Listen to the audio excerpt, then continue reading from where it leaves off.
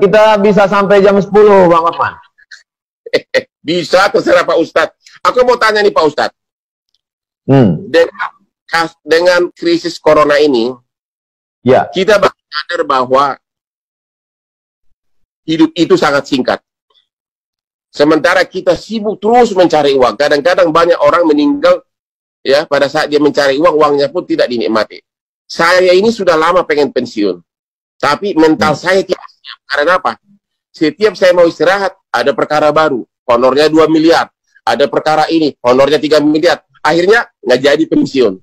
Pertanyaan saya kepada Pak Ustadz, apa yang harus saya yakini agar orang itu rela meninggalkan duniawi dan benar-benar bahagia hidup menikmati dirinya? Kalau yang saya yakini, Bang Hotman, ya, bahwa pesan Nabi Muhammad, kalaupun kau punya 1 lembah dari emas, kau akan minta 1 lembah lagi, katanya. Jadi ada gunung, di bawahnya emas semua, itu kau akan minta 1 lagi sampai mulutmu disumbat panah. Jadi nggak ada pernah puasnya, terus kurang. Macam orang haus minum air laut, kurang. Jadi sebenarnya kepuasan itu ada ketika kita memberi. Makanya ada buku The Miracle of Giving. Jadi ketika dia memberi, dan saya lihat itu ada pada Bang Hotman, ketika Abang memberi beras, memberi sembako, saya kira Abang sudah menikmati itu. Jadi ketika memberi itu diperbanyak, orang akan menemukan kebahagiaan. Kebahagiaan yang tidak semu. Karena ada kebahagiaan ketika kita dapat, dia kemudian kering.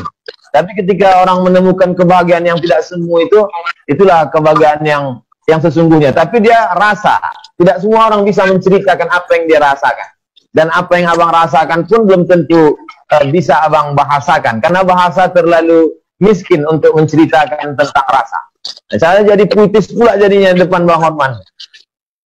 Tapi itu Bang Hotman sudah punya semuanya. Lalu kemudian apakah Bang Hotman bahagia? Gimana jawabannya? Belum bahagia. Karena itu tadi, mau pensiun ragu-ragu. Mau pensiun ragu-ragu. Begitu mulai kerja lagi, pusing lagi pemikiran.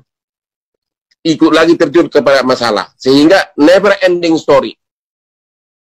Itulah yang saya tanya, bagaimana meng-cut off, ya udah that's enough, tapi susah. Anak saya 3, semuanya pengacara muda. Saya perlu bimbing juga, karena pengacara itu tanpa jam terbang, tanpa benar-benar bekerja nanganin kasus, susah menjadi ahli.